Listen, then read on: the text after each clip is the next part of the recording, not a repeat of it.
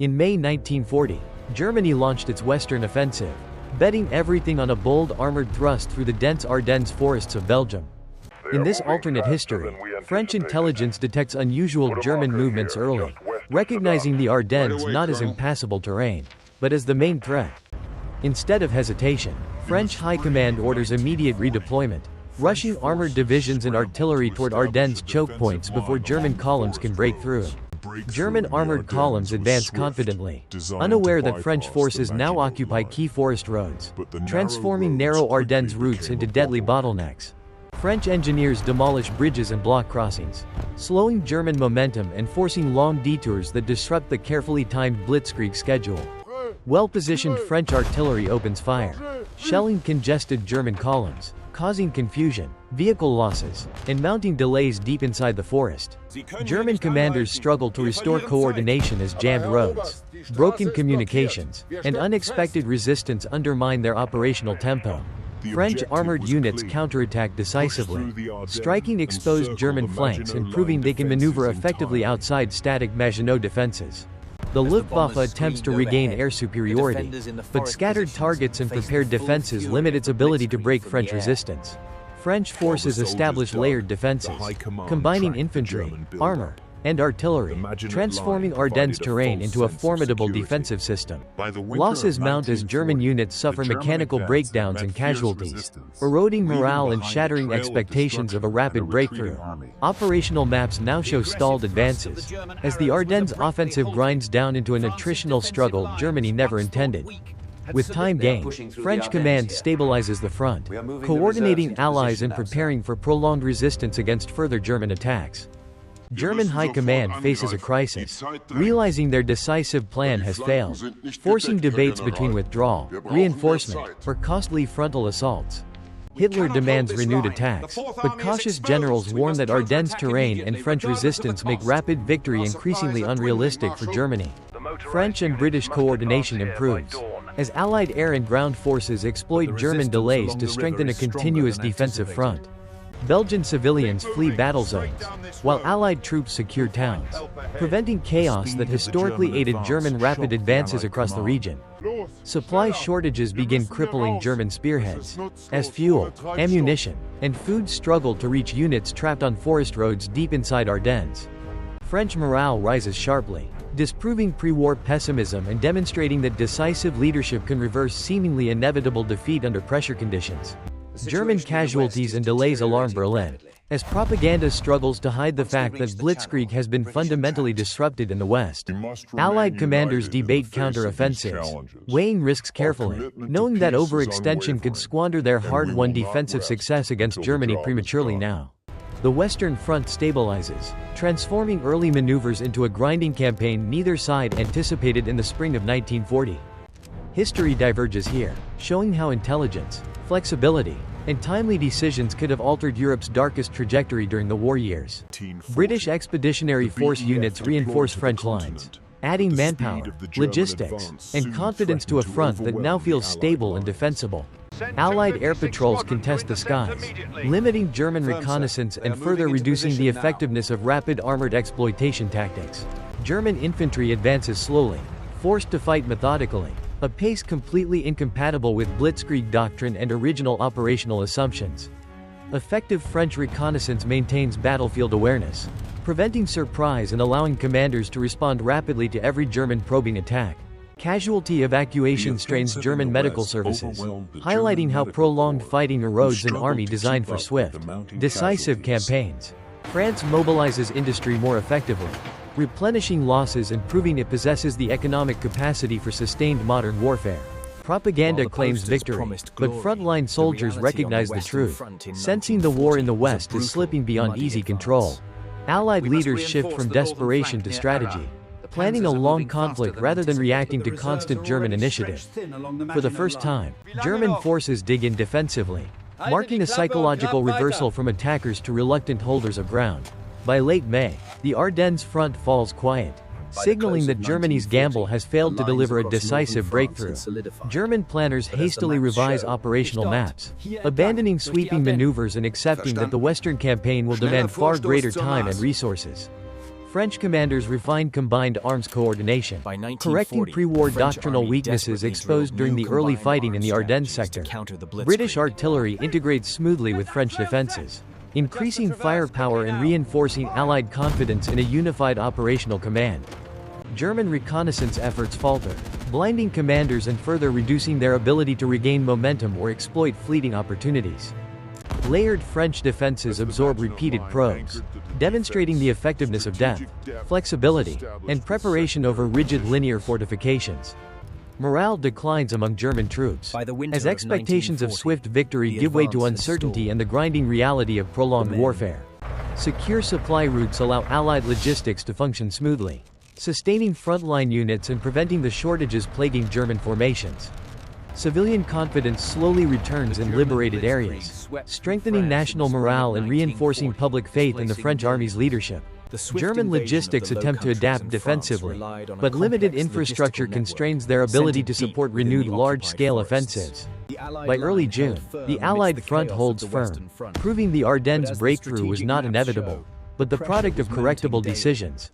Allied intelligence networks mature rapidly, sharing information efficiently and preventing the surprise maneuvers that once defined German operational success. German Panzer divisions wait idly, their striking power blunted as fuel shortages and strategic uncertainty delay any renewed offensive action. French doctrine evolves quickly, emphasizing mobility and coordination, disproving the myth that France was incapable of adapting under wartime pressure. Allied planners consider broader options, knowing a stabilized Western front allows naval power and economic strength to shape the conflict. Exhausted German units rotate rearward, revealing how quickly offensive armies lose effectiveness when momentum collapses unexpectedly. Shared hardship strengthens Franco-British cohesion, transforming previous mistrust into a practical partnership forged under combat conditions. Reinforcements arrive slowly for Germany, emphasizing the strain of fighting a long land war without decisive early victories. Allied propaganda shifts tone, celebrating resilience and defense rather than panic, reinforcing civilian support for sustained resistance. German industry strains to meet demands, highlighting how extended campaigns undermine economic assumptions behind rapid conquest strategies. As summer approaches, the Western Front stabilizes further, locking Germany into a war of endurance it never planned to fight. Allied political leaders gain confidence, realizing survival in 1940 reshapes every strategic assumption about Germany's ability to dominate Europe. German diplomacy grows cautious, as stalled victories weaken leverage over neutral states watching the Western war closely. French command institutionalizes battlefield lessons quickly, ensuring early success becomes a foundation rather than a temporary stroke of luck. Germany trains replacements under pressure, revealing manpower strains once masked by rapid victories during earlier campaigns. Expanding Allied logistics ensures sustainability, proving industrial depth and organization matter more than daring maneuvers over prolonged conflict. Idle periods breed frustration among German troops, eroding discipline and belief in leadership as hopes of swift victory fade. Allied planners extend defenses methodically, denying Germany opportunities to exploit secondary fronts or weakly held sectors.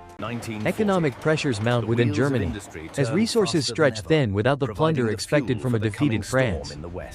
Regular training cycles resume for Allied troops, signaling a shift from crisis response to deliberate preparation for long war. By midsummer, the Western Front hardens, locking both sides into strategic realities shaped by choices made in May. German leadership confronts an uncomfortable truth, that the war cannot be won quickly, forcing a reassessment of long-term national strategy.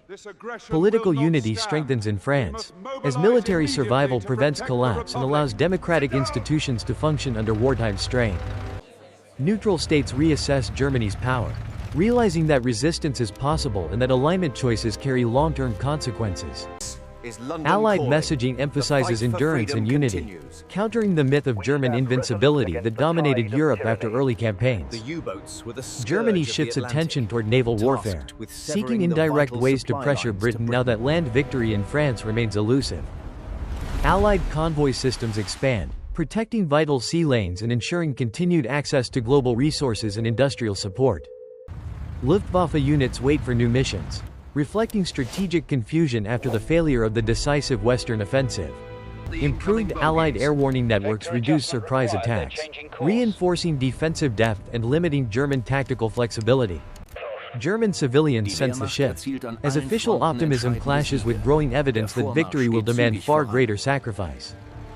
By late summer, Europe settles into uneasy balance, shaped by a single moment when France reacted in time. Allied planners now think in years, not weeks, recognizing that strategic patience can gradually erode Germany's military and economic strength. German attention drifts eastward, as frustration in the West revives dangerous ideas about solving strategic problems through expansion elsewhere. France modernizes its defenses, integrating mobility and depth rather than relying solely on static fortifications like the pre-war Maginot mindset. German forces begin preparing for prolonged campaigns, an admission that decisive victory in the West has slipped beyond immediate reach. Allied industrial production accelerates steadily, promising overwhelming material advantage if the conflict continues without dramatic German success. Propaganda struggles to sustain morale, as prolonged stalemate contradicts earlier promises of quick triumph and effortless domination. Multinational Allied training improves interoperability, laying groundwork for future coordinated operations beyond simple defensive holding actions. Internal disagreements intensify within German command, weakening coherence and slowing decision-making at critical strategic moments. Expanded Allied air power gradually shifts the balance, threatening German positions and reducing freedom of movement across occupied territories. The war settles into tense equilibrium, shaped by an early warning that transformed France from victim into resilient defender. Allied intelligence now focuses on long-term forecasting, anticipating German moves rather than reacting desperately to sudden, fast-moving crises. Germany increasingly relies on older reserves, an early indicator that manpower pressures are emerging sooner than planners expected.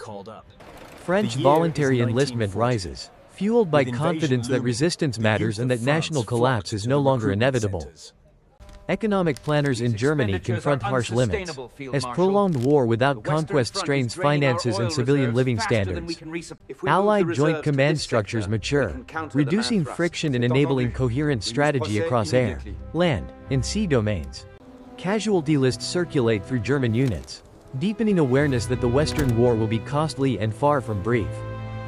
Continuous Allied war production signals an approaching material imbalance that Germany will struggle to counter without decisive breakthroughs. Defensive thinking spreads within German command, foreshadowing a shift away from offensive ambition toward strategic containment. Calm fronts demand discipline, as Allied forces learn patience while preparing for future operations beyond immediate defensive success. Europe enters a new phase of war, fundamentally altered by one moment when France anticipated danger and acted decisively. Military historians later note how early intelligence and decisive action prevented catastrophe, reshaping the entire trajectory of the Western campaign. The Ardennes, once dismissed as impassable, becomes a symbol of how assumptions, not terrain, often decide wars.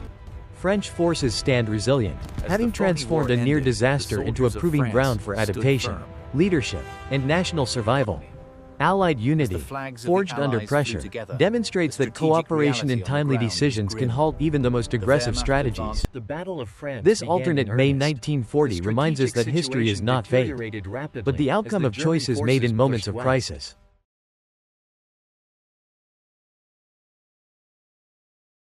Thanks for watching.